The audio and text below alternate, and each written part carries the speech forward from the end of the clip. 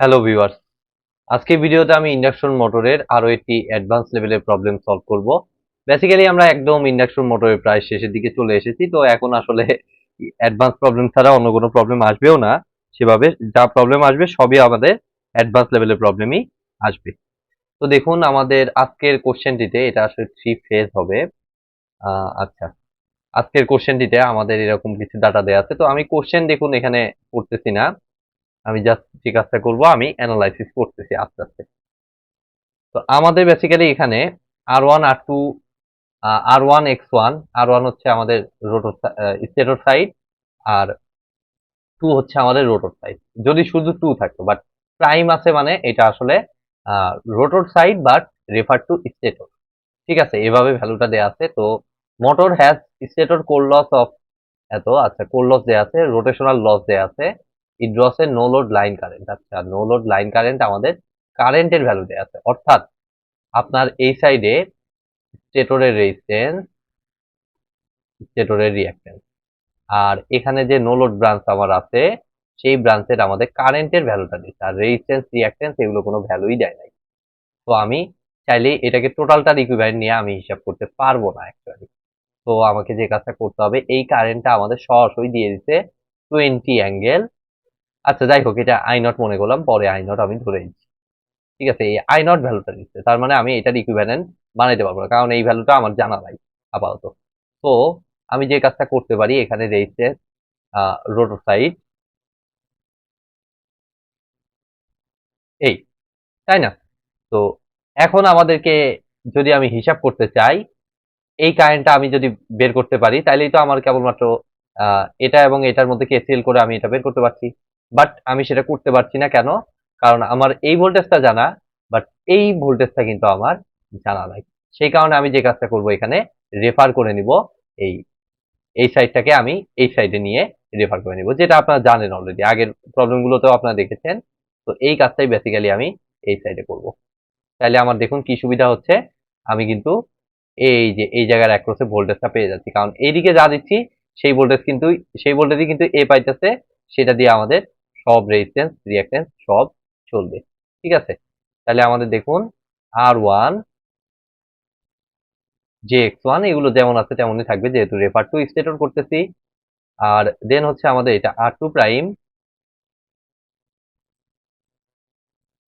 এগুলো কিন্তু জানেন যে কিভাবে আপনারা আসে, আগের বেসিক ভিডিওগুলো দেখলেই আপনারা কিন্তু ক্লিয়ারলি বুঝতে পারবেন। তো এটা হচ্ছে আমাদের JX2 প্রাইম। তাইলে আমার লোডটা লাগবে এখন, তাই না? তো লোডটা আমরা কিভাবে হিসাব করি? আপনারা এটাও জানেন যে আমরা যেভাবে হিসাব করি সেটা হচ্ছে simply R2 prime into 1/s-1, 1/s-1। তাইলে আমাদের এখন দেখুন তো, আমাদের টার্মিনালে এই ভোল্টেজটা জানা, এই ভোল্টেজটা হচ্ছে আমার কত? 440, এটা থ্রি ফেজ, এটা হচ্ছে থ্রি ফেজ স্টার কানেক্টেড, তাই না? তাই 330 440 ডিভাইডেড বাই √3।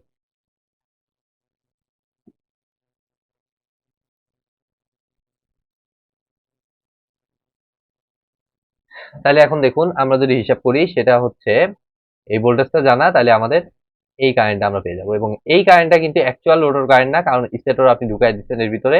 এটা হচ্ছে আমাদের রেফার টু স্টেটর রোটর কারেন্টটা। ঠিক আছে, তাহলে I2 প্রাইম আমরা বলতে পারি। তাহলে I2 প্রাইমের ভ্যালুটা আমরা যদি হিসাব করি, আমরা হিসাব করতে পারবো অবভিয়াসলি। সেটা হবে আমাদের, এটার অ্যাক্রসে ভোল্টেজ কত? 440/√3। ভোল্টেজটা আমি দিয়ে দিলাম, আর নিচে হচ্ছে টোটাল ইম্পিডেন্স, সবগুলো যোগ করে দিতে হবে, সবগুলো সিরিজে কানেক্টেড, যোগ করে দিবেন সিম্পলি। দেখুন আপনার সব ভ্যালুই কিন্তু জানা। R1 এর ভ্যালু কত দিছে? 0.1, 0.1 plus JX1 J into 0.4 plus R2 prime, R2 prime 0.15, দেন হচ্ছে J into X2 prime, J into তাহলে X2 প্রাইম কত? 0.44, তারপরে হচ্ছে R2 প্রাইম, R2 প্রাইম হচ্ছে 0.15 ইন্টু 1/s-1, 1/s এর ভ্যালু কত দিচ্ছে দেখুন তো কোথাও, এই যে 3%, মানে 0.03 মাইনাস 1। এই কোশ্চেনটাতে একটা ডিফেক্ট আছে, একটু পরেই দেখতে পাবেন সেটা। আমি এখন জাস্ট এইটুকু আগে ক্যালকুলেশন করি, যা যা করা যাচ্ছে সেটা আগে হিসাব করি। 0.1 প্লাস 0.4 জে আচ্ছা, আগে ওইটা বের করে নিই। 0.15 into 1/0.03 minus 1 plus 0.15 plus 0.44 j plus 0.1 plus 0.4 j, 440 divided by √3, ওটা যেহেতু line voltage, divided by answer. তাহলে আই টু প্রাইমের ভ্যালুটা দেখুন আমার আসতেছে 49.148, জায়গায় শর্ট পড়ে কিনা, -9.353 ডিগ্রি, এত অ্যাম্পিয়ার। আর আই নটের ভ্যালুটা যদি আমরা একটু দেখি, আমার দেয়াই আছে দেখুন 20 অ্যাম্পিয়ার, ওই যে কোশ্চেনে দেয়াই আছে আই নট। অ্যাঙ্গেল, এটা ল্যাগের কথা বলছে, তার মানে মাইনাস হবে 0.09, তার মানে মাইনাস কজ ইনভার্স 0.09। ঠিক আছে, আমার এখন ইনপুট লাইন কারেন্ট আবার পাওয়ার ফ্যাক্টরও লাগবে। তাহলে 1 নাম্বার কোশ্চেন হচ্ছে আমাদের, এখানেই দেখিয়ে দেই, মেইন I1 সাপ্লাই থেকে যেটা ইন করতেছে I1, এটা দেওয়ার পর পরবর্তীতে আমি I1 হিসাব করার পর আমি এই সার্কিট অমিট করে এখানে R1 JX1 নিয়ে নেবো, নাহলে পরবর্তীতে দেখা যাচ্ছে প্যাচ লাগার একটা সম্ভাবনা তৈরি হতে পারে। ঠিক আছে, তো I1 ইজ ইকুয়াল টু আমাদের দেখুন আসতেছে, সিম্পলি একটা KCL অ্যাপ্লাই করলে আমরা দেখতে পাচ্ছি যেটা হবে I2 prime plus I not, এই দুটা যোগ করবো সিম্পলি। যোগ করলে দেখুন আমার আসতেছে 49.184, এটা তো পাইছি, তার সাথে যোগ দিতে হবে 20 অ্যাঙ্গেল মাইনাস কজ ইনভার্স 0.09, এটা মোটামুটি একটা ভ্যালু পাচ্ছি। আর থিটার ফরম্যাটে নিলে এটা আবার আসতেছে 57.518। ঠিক আছে, 57.4 আসছে ওদের, দশমিকের ভেরিয়েশন হবেই এটা,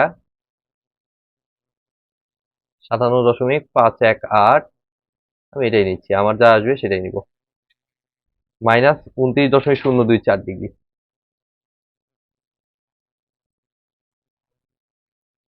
29.024 ডিগ্রি, এত অ্যাম্পিয়ার। দেন পাওয়ার ফ্যাক্টরও চাইছে, তো পাওয়ার ফ্যাক্টর তো জানেনই আপনারা, তাই না? Power factor is equal to cos theta, মানে এই যে টোটাল যে I1 পাইলেন সেটা অনুযায়ী আমাদের কস এই theta V minus theta I, theta V minus theta I করলে অ্যাকচুয়ালি এটা প্লাস হয়ে যায়, তো আপনার এখানে মাইনাস বসানোটা ঠিক না অ্যাকচুয়ালি। তাহলে 29.024 ডিগ্রি কত আসে দেখি, কস 29.024 ডিগ্রি, এটা হিসাব করলে আমাদের 0.874 আসে। ঠিক আছে, এদের কত আসছে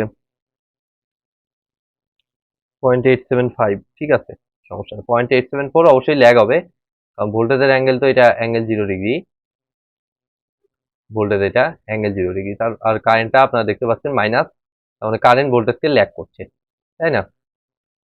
তো ল্যাগিং পাওয়ার ফ্যাক্টরে কাজ করছে, তাহলে 0.874 ল্যাগ। তাহলে হয়ে গেল আমাদের 1 নাম্বার কোশ্চেনের সলিউশন। এবার 2 নাম্বার কোশ্চেনে যাবো আস্তে আস্তে।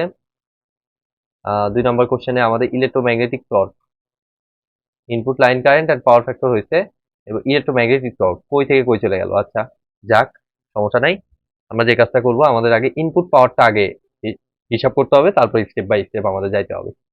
তো ইলেকট্রোম্যাগনেটিক টর্ক ডেভেলপমেন্ট বহু কাজ আছে, তার আগে তো বহু কাজ আছে, আগে আমাদের রোটর ইনপুট বাই করতে হবে। তাহলে P2 2 নাম্বারটাই সব থেকে বড়, তারপর এগুলো ছোট ছোট।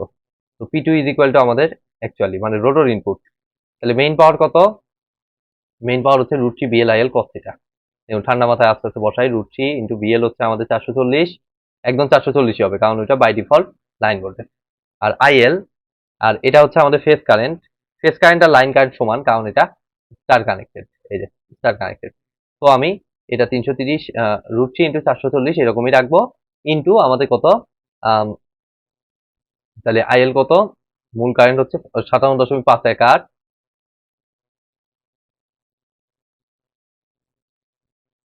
তার সাথে গুণ দিব cos theta V minus theta I, যেটা অলরেডি আমরা হিসাব করেছি অ্যাকচুয়ালি 0.874, এটাই দিয়ে দিব। ঠিক আছে, 3 ফেজ একদম হিসাব করে নিলাম। তো সেখান থেকে আমাদের মাইনাস করতে হবে অবশ্যই stator copper loss, stator copper লসটা আপনি কিভাবে হিসাব করবেন? মাইনাস দিয়ে দিবেন আপনি 3 ইন্টু I1 স্কোয়ার ইন্টু আর। ঠিক আছে, তো I1 কত? I1 হচ্ছে 57.518, 57.518 এর উপর স্কোয়ার ইন্টু আর। আর কত? আর হচ্ছে আমাদের R1 অ্যাকচুয়ালি। তাহলে R1 হচ্ছে আমাদের কত ছিল? R1 এর value 0.1। Stator copper loss minus করলাম, সেখান থেকে আমাদের যদি পাওয়ার ফ্লো বোঝেন, এটা আসলে কিছুই না বুঝাটা।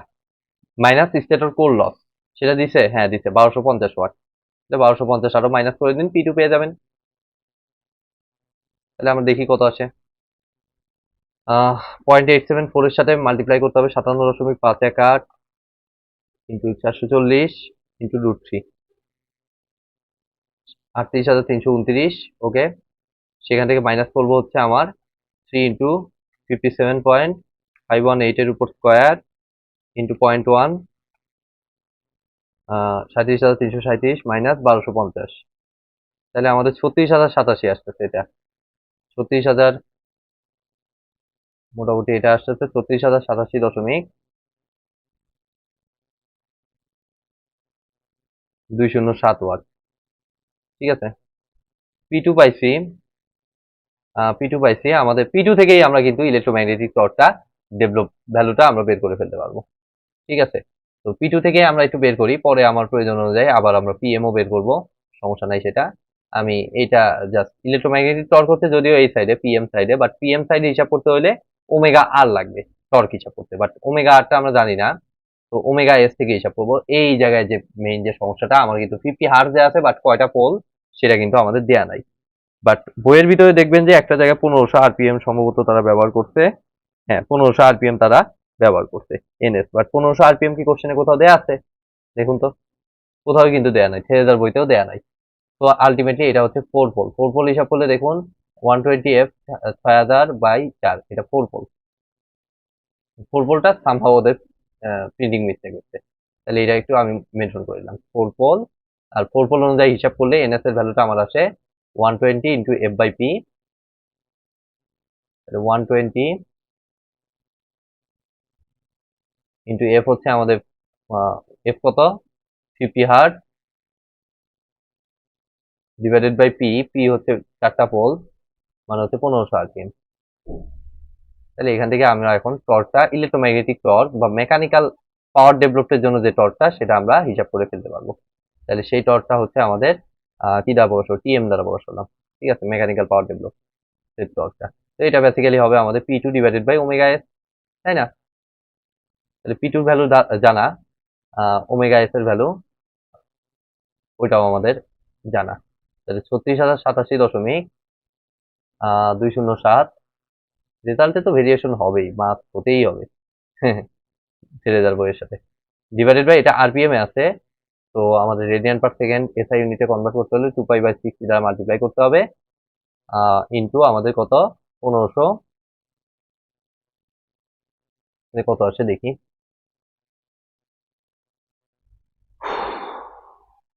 Into 60 divided by 2π divided by 1500।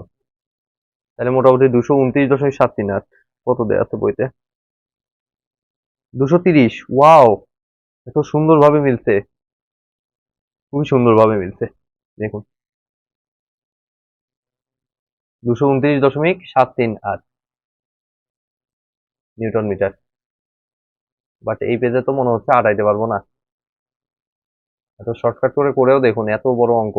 এগুলো ইউনিভার্সিটি পরীক্ষার জন্য খুব ইম্পর্টেন্ট, কারণ তারা বড় কোশ্চেন খুব পছন্দ করে স্বাভাবিকভাবেই। আর গভর্নমেন্ট পরীক্ষার জন্য ইম্পর্টেন্ট না সেটা বলবো না, কারণ আপনার হয়তো পুরো এত বড় ম্যাথ দিবে না, বাট এখান থেকে পোর্শন ম্যাথ কিন্তু আপনার দিতে পারে। তো আপনার স্কিপ করা কোনোভাবেই এই ধরনের প্রবলেম ঠিক না। তো দেখুন, এখন আউটপুট বের করতে হবে। তো আউটপুটের জন্য P2 থেকে আগে আমার পিএম পর্যন্ত আসতে হবে, তাই না? তো এটার জন্য তো পাওয়ার ফ্লো ইকুয়েশন আপনার জানাই আছে। তো আপনি যে কাজটা করবেন, আপনার P2 হচ্ছে কত? 200, বিশাল বড় ভ্যালু 36,087 এত। এর সাথে পাওয়ার ফ্লো ইকুয়েশন কি বলে? 207 ইন্টু পাওয়ার ফ্লো ইকুয়েশন বলে আপনি এর সাথে 1 মাইনাস এসটা মাল্টিপ্লাই করে দেন। তাহলে এস কত? এস হচ্ছে আপনার 3%, মানে 0.03।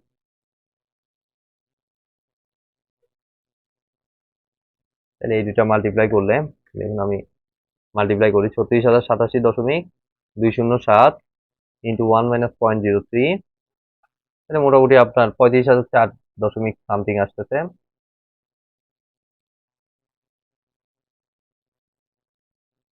35,000। পাওয়ার ফ্লো বুঝবেন, এইগুলো জিনিস আপনার দেখতেই হবে না। ঠিক আছে, আমি যা করতেছি নিজে নিজেই আপনি করতে পারবেন, আর নিজে নিজে করতে পারলে আপনার সব থেকে এগুলো বেটার। তারপরে দেখুন আমাদের পি আউটপুটটা বের করতে হবে। তাহলে পি আউটপুটটা আমাদের আসতেছে, দেখুন এটার সাথে রোটেশনাল লস কি দেওয়া আছে? হ্যাঁ, রোটেশনাল লস 1000 ওয়াট দেওয়া আছে, তার মানে আপনি পি আউটপুটও বের করতে পারবেন। আর এই পাওয়ারটা কিন্তু আমাদের রেটিং এখানে বলে দিচ্ছে কি 37.3 কিলোওয়াট, এটা হচ্ছে সর্বোচ্চ। ঠিক আছে, বাট এখান থেকে কিন্তু আপনি অ্যাকচুয়ালি এটা বের করে ফেলতে পারতেছেন। 501 মাইনাস আমার কত, 1000 ওয়াট। প্র্যাকটিক্যালি আপনি পাচ্ছেন হচ্ছে এর থেকে কম পাওয়ার। তাহলে এখান থেকে আমরা পাচ্ছি, দেখুন এটা থেকে আরো 1000 বাদ, 34,004, 34 কিলোওয়াটের মতো। এখানে অ্যান্সার কত দিচ্ছে? পি আউট নাম্বার 34,075, আমাদের 34,004 আসছে। এইটুকু ভেরিয়েশন রেজাল্ট বইতে খুবই কমন ভেরিয়েশন। তো আমি এটাই লিখে দিচ্ছি। আমি দেখিও না এই রেজাল্ট বইতে ওরা কিভাবে সলভ করছে, বাট এইটুকু ভেরিয়েশন এটা হবে 5.1 এত ওয়াট। এখন আমি ইফিসিয়েন্সি হিসাব করবো লাস্টের কোশ্চেন। তো ইফিসিয়েন্সিটা এটা আউট, এটা P out divided by P in. তো পি আউট তো আপনার জানাই 34,004.591, আর ইনপুটটা সরাসরি বের করি নাই, বাট √3 ওই যে 440, এই যে এই বড় ভ্যালুটা নিচে বসাইতে হবে। তাইলে দেখুন জায়গা কি হবে পরবর্তীতে, √3 ইন্টু 440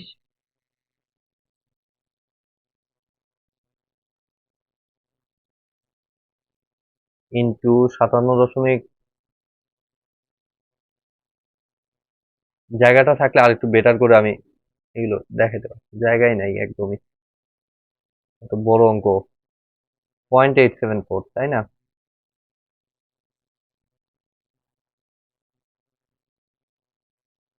তাহলে 34,004 তো মাত্রই পাইছি, সেটাকে জাস্ট ভাগ দিয়ে দিব, √3 ইন্টু 440 ইন্টু 57.518 ইন্টু 0.874, 88.78%, 88.7 দেওয়া আছে বইতে। ঠিক আছে, এটাকে ইন্টু 100% দেওয়া লাগে। তাহলে মোটামুটি আমাদের 88 যেটা আসছে সেটাই আমি দিয়ে দিচ্ছি, 88.758% হয়ে গেল আমাদের এই আজকের এই প্রবলেমটার সলিউশন, অ্যাডভান্স লেভেলের প্রবলেম। তো আজকের মতো ভিডিওটি আমি এখানেই শেষ করছি। ভিডিওটি যদি ভালো লেগে থাকে অবশ্যই ভিডিওতে একটি লাইক দিবেন, বন্ধুদের সাথে বেশি বেশি শেয়ার করবেন, আর চ্যানেলে নতুন হয়ে থাকলে অবশ্যই চ্যানেলটি সাবস্ক্রাইব করবেন। ধন্যবাদ।